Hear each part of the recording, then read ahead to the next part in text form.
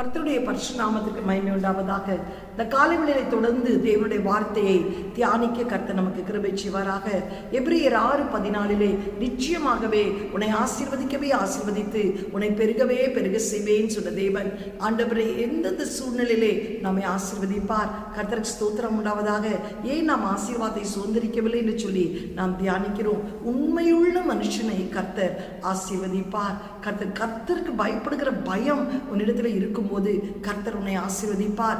கருணை கண்ணனை கர்த்தர் ஆசீர்வதிப்பார். விசுவாச மார்க்கத்தாரை கர்த்தர் ஆசீர்வதிப்பார். துன்பப்படுத்துகிறவர்களுக்கு நீங்கள் ஜெபம் பண்ணும்போது கர்த்தர் உங்களை ஆசீர்வதிப்பார். நீதிமானை கர்த்தர் ஆசீர்வதிப்பார். இந்த கடைசி காரியத்தை கூட நாம் தியானிக்க கிருபை செய்வார். சாத்தானை ஜெயிக்கிறவர்களை கர்த்தர் ஆசீர்வதிப்பார். நம்முடைய வாழ்க்கையிலே அநேக சத்துருடைய போராட்டம் கடந்து வந்து கொண்டுதான் இருக்கும். ஒவ்வொரு நாளும் ஏதாவது ஒரு விதத்திலே சத்ரு நம்மோடு போராடுவான். அந்த சத்ரு நம் வீட்டாரே நமக்கு சத்துருக்களாக இருக்கலாம். நன்மை செய்து தீங்கு அனுபவிக்கலாம். கர்த்தர் ஸ்தோத்திரம். பிசாசு பலவிதத்திலே நம்மளை போராட்டி நாம் ஆசீர்வதிக்க விடாதபடிக்கு அவனுடைய டார்கெட்டே என்ன? நீ ஆசீர்வதிக்கப்படக்கூடாது. ஆனால் இன்றைக்கு கர்த்தர் சொல்லுகிறார், சாத்தானை நீ ஜெயிக்கும் போது நீ ஆசீர்வதிக்கப்படுவாய். நியாயாதிபதிகள் 5:24 பார்க்கும்போது, ஸ்திரீகளுக்குள்ளே கேனியனான எபேரின் மனைவியாகிய யாக்கேல் ஆசீர்வதிக்கப்பட்டவள், கூடாரத்தில் வாசமாயிருக்கிற ஸ்திரீகளுக்குள்ளே அவள் ஆசீர்வதிக்கப்பட்டவளே என்று வேதம் சொல்கிறது. யாக்கேல் ஆசீர்வதிக்கப்பட்டவள், கூடாரத்துக்குள் இருக்கிற அவள் ஆசீர்வதிக்கப்பட்டவள். எல்லாருக்கும் தெரிந்த ஒரு சம்பவம் தான். கர்த்தருக்கு ஸ்தோத்திரம். பாராக் ராஜாவுக்கு விரோதமாய் செசேரியா யுத்தத்திற்கு கடந்து வருகிறான்.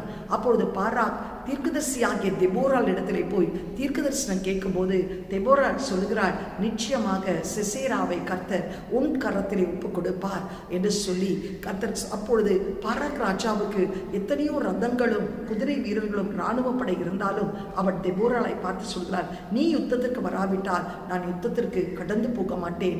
அப்பொழுது அவள் யுத்தத்திற்கு வருகிறாள். ஆனால் அவள் சொல்லுகிற ஒரு காரியம், யுத்தத்திற்கு நான் வருகிறேன், ஆனால் யுத்தத்தின் மேன்மையை கர்த்தர் ஜெயம் கொடுப்பார், ஆனால் அந்த ஜெயத்தின் மேன்மை இன்னொரு ஸ்திரீ மூலமாய் கடந்து வரும் என்று சொல்லி யுத்தத்திற்கு கடந்து போகிறார்கள். யுத்தம் மும்முரமாய் நடக்கிறது. அப்பொழுது செசேரா தன் ஜீவனை தப்பித்துக் கொள்வதற்காக அவன் ஓடி வருகிறான். இந்த யாக்கேலை யுத்தத்திற்கு ஒருவரும் கூப்பிடவில்லை. ஆனால் அவன் வெளியே ஓடி வருகிற போது இவள் கூடாரத்தின் வாசலிலே நிற்கிறாள்.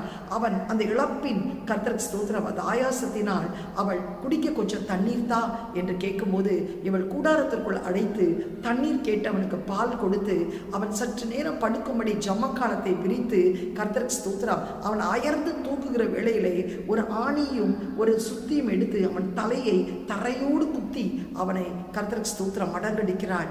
அப்பொழுது பாராக் அவனை துரத்தி கொண்டு வரும்போது அந்த பாராக் இடத்துல சொல்லுகிற ஒரு வார்த்தை, கர்த்தர் தண்ணீரை கேட்டால் பாலை கொடுத்தாள், ராஜாக்களின் கிண்ணையில் வெண்ணெயை கொண்டு வந்து கொடுத்தாள், தன் கையால் ஆணியையும் தன் வலது கையால் தொழிலாளரின் சுத்தியும் பிடித்து சிசேராவை அடித்தாள். அவன் நெற்றியில் உருவ கடாவி அவன் தலை உடைத்து போட்டாள். அவள் காலருகே அவன் மடங்கி விழுந்து கிடந்தான். அவள் காலருகே மடங்கி விழுந்தான். அவன் எங்கே மடங்கி விழுந்தானோ அங்கே மடிந்து கிடந்தான். கர்த்தருக்கு ஸ்தோத்திரம் உண்டாவதாக.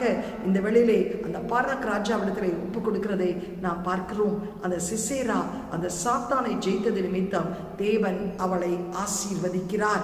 எனக்கு அருமையானவர்களே, இன்றைக்கு உன்னுடைய வாழ்க்கையிலே கூட உன் குடும்பத்திலே கூட பலவிதமான பாடுகள், பலவிதமான சத்துருடைய வல்லமைகள், பலவிதமான நிந்தைகள், அவமானங்களை நீ அனுபவித்துக் கொண்டிருக்கிறாயா? இந்த கால வேளையிலும் நீ சாத்தானை ஜெயிக்க வேண்டும், சத்ருவை ஜெயிக்க வேண்டும், அதற்கு எதிர்த்து நிற்க வேண்டும், அதற்கு உன்னை ஒப்புக் கொடுக்க கூடாது. ஏனென்றால் எல்லா அதிகாரத்தை இவள் எப்படி ஒரு அதிகாரத்தை எடுத்தால், தண்ணீர் கேட்டபோது பால் கொடுத்து கிண்ணியிலே ராஜாக்களுக்கு உண்ணும் கிண்ணியிலே வெண்ணெயை கொண்டு வந்து கொடுத்து ஒரு சுத்தி ஒரு ஆணி எடுத்து அப்படி தரையோடு குத்தி அவனை மடங்கடிக்க செய்தார். இன்றைக்கு அவள் காலின் அருகே மடங்கி கிடந்தான். இன்னைக்கு ரோமர் 16 வாசிக்கிறோம், சாத்தானை உன் காலின் கீழே மிதிக்கக்கூடிய சாம்பலாக்கக்கூடிய அதிகாரத்தை கர்த்தர் உன் கரத்திலே கொடுத்திருக்கிறார். சிங்கத்தின் மேலும் விரியன் பாம்பின் மேல் நடந்து பால சிங்கத்தையும் வலு சர்ப்பத்தையும் மிதிக்கக்கூடிய அதிகாரத்தை கர்த்தர் கொடுத்திருக்கிறார். சத்துருடைய சகல வல்லமை மேற்கொள்ளக்கூடிய அதிகாரத்தை கொடுத்திருக்கிறார். ஒரு வழியாய் வருகிற சத்ரு உனக்குள்ளே தேவன் இருக்கிறதை கண்டு 7 வழியாய் ஓடக்கூடிய அதிகாரத்தை கர்த்தர் உனக்கு கொடுத்திருக்கிறார். எதிர்த்து நில், சாத்தான் உன்னை விட்டு ஓடியே போவான் என்ற அதிகாரத்தை கொடுத்திருக்கிறார். ஆனால் இன்றைக்கு நீ சின்ன பிரச்சனை ஆனாலும் சின்ன சோர்வானாலும் சாத்தான் கொண்டு வந்தான் என்று சொல்லி சாத்தானை உன் தலையிற்கு மேலே வைக்காதே. அதனால்தான் உனக்கு தலைவலி, டிப்ரெஷன், ஸ்ட்ரெஸ் என்று கடந்து போகிறார். சாத்தா எங்க இருக்கணும் தெரியுமா? நம்ம காலின் கீழே அவன் நசுக்கப்பட வேண்டும், சாம்பலாக்கப்பட வேண்டும்.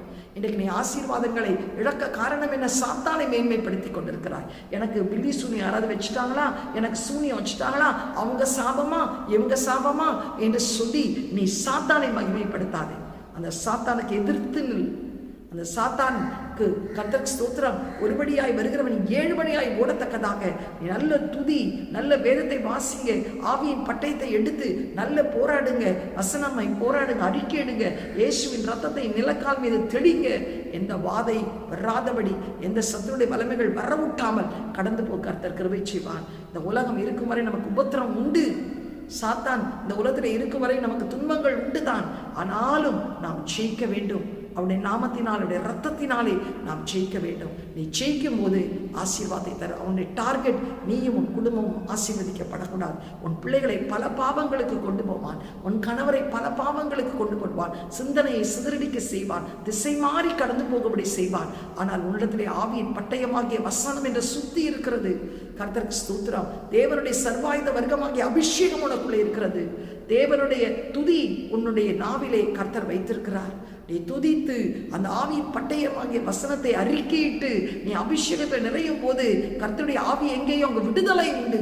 உன் பலத்தினாலும் பராக்கிரமத்தினாலும் ஆகாது, தேவனுடைய ஆவியினால் ஆகும். இன்றைக்கு நீ சாத்தானை ஜெயிக்கும் போது உன்னை ஒரு ஆசீர்வாதமான நிலைமையிலே கொண்டு போய் கர்த்தர் நிறுத்துவார். யாக்கேல் மூலமாய் ஒரு பெரிய ரட்சிப்பை இஸ்ரவேல் கொடுத்த தேவன் உன் மூலமாய் உன் வீட்டார் எந்த விதத்தில் சாத்தான் பிடியிலிருந்து அவர்கள் சிக்கிக்கொள்ளாதபடி ஒரு விடுதலை பெறத்தக்கதாக கர்த்தர் ஆசீர்வதிப்பார். கண்களை மூடி ஜெபம் செய்வோம். எங்களை அதிகமாய் நேசிக்கிற நல்ல தகப்பனை, இந்த காலை வேளைக்காய் நன்றியோடு ஸ்தோத்திரிக்கிறோம்.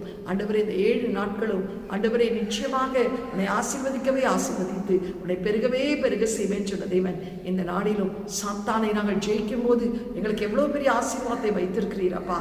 அவனை மேன்மைப்படுத்தாதபடி, அவனை உயர்த்தாதபடிக்கு ராஜா, அவனை எங்கள் காலின் கீழ் சாம்பலாக்கும்படி கர்த்தர் உதவி செய்திருக்கிறீரப்பா. தேவ கிருபைகளை ஆளுகை செய்யட்டும் ஆண்டவரே. யாக்கேலை போல் நாங்கள் தைரியமாய் ஆண்டவரே செயல்பட கிருபை செய்யும் ஆண்டவரே. எங்கள் காலின் கீழே மட்டங்கடிக்க உதவி செய்யும், சாம்பலாக்க உதவி செய்யும். ஒரு வழியாய் வருகிறவன் 7 வழியாய் ஓடும்படி கர்த்தாவை எங்களுக்கு அனுகிரகம் செய்யும்படி ஜெபிக்கிறோம். தேவரீரவருடைய வாழ்க்கையிலே சகலத்தை அறிந்திருக்கிறீரப்பா. நீ நினைத்த தடைப்படாத ஆண்டவரே அப்பா. யாக்கேலை போல் ஒரு பெரிய ஆசீர்வாதங்களை எங்கள் வாழ்க்கையிலே மாற்றும் எங்கள் தேசத்திலே நாங்கள் கொண்டு வர சத்துருவை ஜெயிக்கக்கூடிய அபிஷேகத்தை, தேவனுடைய சர்வாயுத வர்க்கத்தை இயேசுவின் நாமத்திலே, இயேசுவின் ரத்தத்திலே ஆண்டவரே ஜெயமெடுக்க உதவி செய்யும். எங்களை தாழ்த்தி உள்ள கரத்திலே ஒப்புக் கொடுக்கிறோம் இயேசுவின் மூலம் நல்ல பிதாவே, ஆமென். God bless you. Have a blessed day.